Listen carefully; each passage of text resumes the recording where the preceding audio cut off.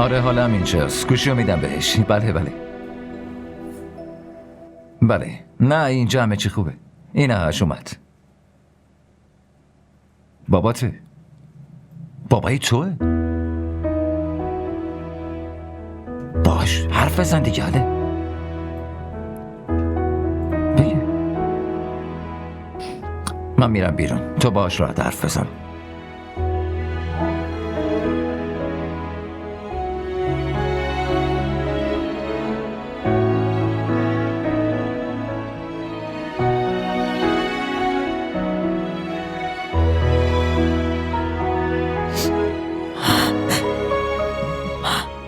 بابا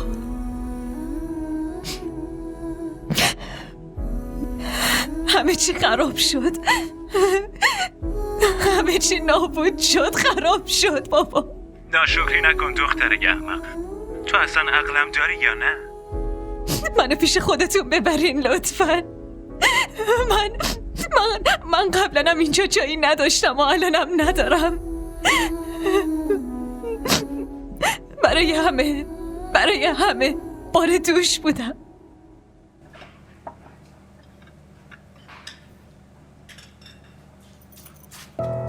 چی میگفتی ها؟ به سمین چی میگفتی؟ من که حالشو میپرسیدم. من تو رو به این دنیا آوردم رومی، نه تو منو.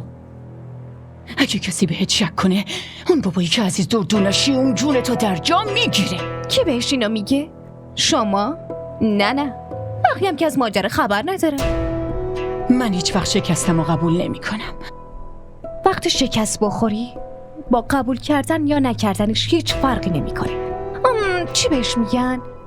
دل خوش کردن به یه توهم یا گمان. خیال بود داره؟ تو داری به من تیکه میندازی؟ به من؟ شما میبینین بازم به خاطر اون زمین داری منو بازجویی میکنین. از بچگی همین کارو میکردین.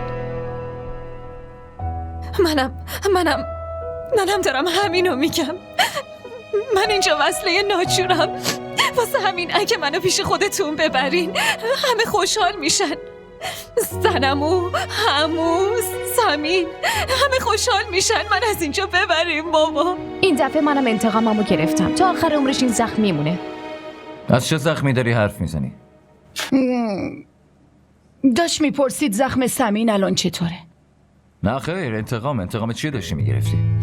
من داشتم اینو میگفتم که سمین عروسی شما حالا رو نتونست تحمل کنه. طرف از خودش رو گرفت اینطوری زخمی کرد.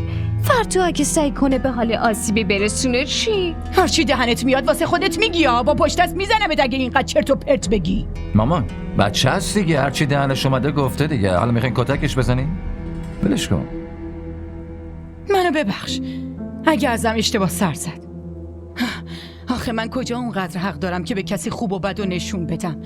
من روی هیچ کسی حق ندارم، نه پسرم نه دخترم. مامان شما گردن هر دوتامون حق دارین. اگه کسی مشکل رو بهم بگه اون وقت میتونم کاری بکنم، مگه نه؟ چی شده؟ داشتم به خانم یادآوری میکردم که یه دانشگاهی هم هست که بعضی وقتا باید بره سر بزنه. اگه اینجوری هی غیبت کنه چطور میتونه فارغ التحصیل بشه؟ اشتباه من همینه. راستش رومی، منم اصلا ندیدم دانشگاهت بری. این کارت یعنی چی؟ چطور میخواد بره؟ مامان بزرگش اینو توی مغزش فرو کرده که میخواد عروسش کنه. رومی من چی دارم میشنوم؟ دیگه کلمه ازدواجتو نشنوم. اول درستو تمام کن، بعد از این چیزا. یالا برو آماده شو، من امروز خودم میرسونمت. در ضمن این خیالات و ازدواج از سرت بیرون کن. برو.